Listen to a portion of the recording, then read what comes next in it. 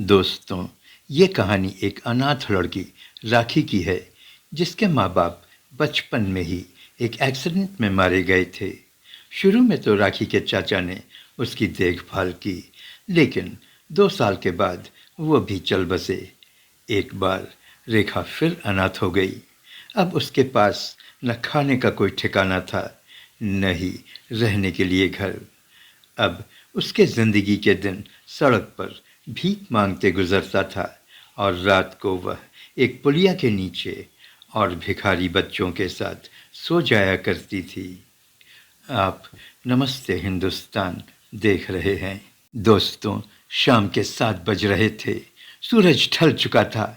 दुकानों की रोशनी जगमगा उठी थी।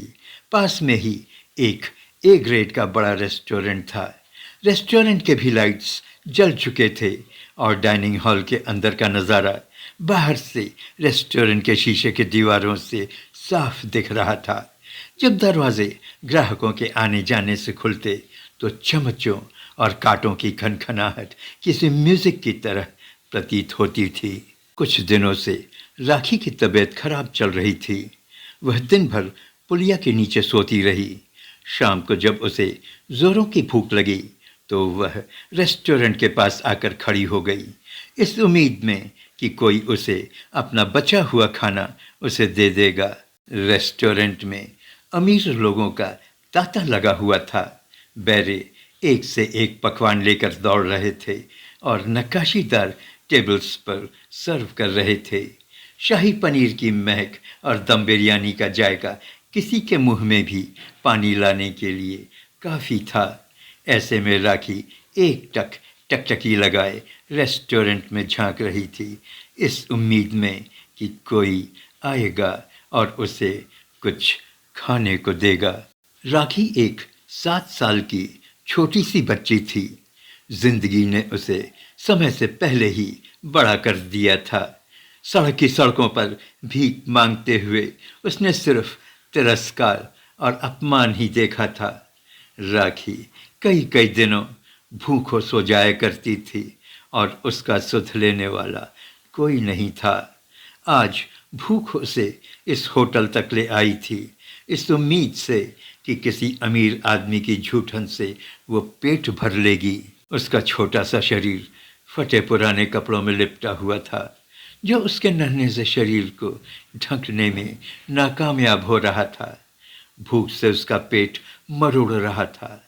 यह छोटी सी लड़की भूख से बेहाल थी और ललचाई आंखों से होटल के कांच की दीवारों से लोगों को खाते हुए देख रही थी।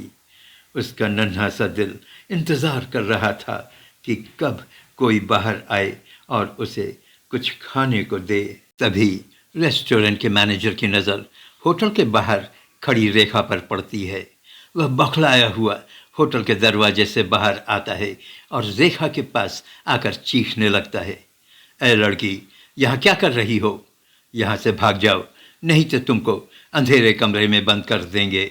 बेचारी रेखा वहाँ से भाग खड़ी हुई, लेकिन मैनेजर के रेस्टोरेंट के अंदर चले जाने के बाद वह फिर से रेस्टोरेंट के दरवाजे पर आकर खड़ी हो गई। पेट की जलन ने उसे फिर से रेस्टोरेंट के गेट पर आकर खड़े होने पर मजबूर कर दिया था। रेस्टोरेंट के अंदर मानव उत्सव मनाया जा रहा हो। कितने ही बच्चे अपने माँ बाप के साथ खाने का लुत्फ़ उठा रहे थे। तभी एक बच्चे की नज़र राखी पर पड़ी। पहले तो वह उसे देखता रहा, फिर अचानक वह रेस्टोरेंट के शीशे के दरवाजे को खोलकर बाहर आया और राखी के पास आकर बोला, तुम इतनी देर से अंदर क्या देख रही हो? मुझे बहुत भूख लगी है भैया, मुझे कुछ खाने को दे दो। राखी बोली, तुम्हें भूख लगी है? आओ मेरे साथ आओ। और वह छोटा सा बालक, जिसकी उम्र राखी की तरह ही 7 साल की थी, राखी के हाथ को पकड़कर रेस्टोरेंट के अंदर ले आता है। मैनेजर की नज़र राखी पर पड़ती है और वह दौड़ता हुआ राखी के पास आता है और चीखते हुए बोलता है, तुमसे कहा था ना कि यहाँ से भाग जाओ, लेकिन तुम। और वह राखी का हाथ पकड़कर होटल के दरवाजे की ओर खींचने लगता है। अंकल ऐसा मत करो, अंकल ऐसा मत करो, इसे छोड़ दो, उस छोटे से बालक ने कहा। लेकिन उस होटल के मैनेजर के ऊपर जैसे भूत ही सवार हो गया था। वह राखी को घसीटता रहा। तभी होटल का एक वेटर राहुल वहां आ जाता है और मैनेजर से कहता है, सर, ये आप क्या कर रहे हैं? सर, ये एक छोटी सी बच्ची है। राहुल, तुम मेरे सामने से हट जाओ। मैनेजर चीख पड़ता है, सर, इसका हाथ टूट जाएगा, इस गरीब को छोड़ दीजिए। राहुल, तुम क्या कर रहे हो? तुम नहीं जानते हो। You are fired, you are dismissed from the service. Sir, sir, कहता हुआ राहुल घबराकर मैनेजर के सामने से हट जाता है। मैनेजर राखी को घसीटते हुए होटल से बाहर लाता है और उसे बाहर ढकेल देता है।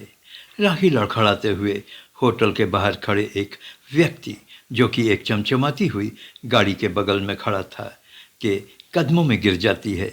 उस व्यक्ति ने राखी को उठाया और मैनेजर से पूछा, धनंजय सिंह, ये सब क्या हो रहा है? कुछ नहीं सर, ये भिखारन होटल के अंदर घुसकर चोरी कर रही थी। नहीं नहीं साहब, हम कोई चोरी नहीं कर रहे थे, हमको तो इस लड़के ने होटल के अंदर लिया था। राखी ने पास खड़े उस बच्चे की ओर इशारा करते हुए कहा। मैनेजर बोला, नहीं सर, ये चोर है। धनंजय सिंह, तुम झूठ मत बोलो, मैं यहाँ काफ़ी देर से खड़ा होकर तुम्हारे तमाशे को देख रहा हूँ। अगर तुम इस गरीब लड़की को कुछ खाने को दे देते तो इस होटल का क्या बिगड़ जाता, या फिर तुम्हारा क्या बिगड़ जाता? तुम होटल के मैनेजर के पद पर काम करने लायक इंसान नहीं हो। आज और अभी से तुम्हें बर्खास्त किया जाता है। और हाँ, राहुल को मैनेजर की पोस्ट पर रखा जाता है। राहुल की ओर मुड़कर उस व्यक्ति ने कहा, राहुल, आज अभी से तुम मैनेजर के पद पर काम करोगे। यस सर, राहुल बोलता है। आप नमस्ते हिंदुस्तान देख रहे हैं। प्लीज़ चैनल को सब्सक्राइब करें। Thank you.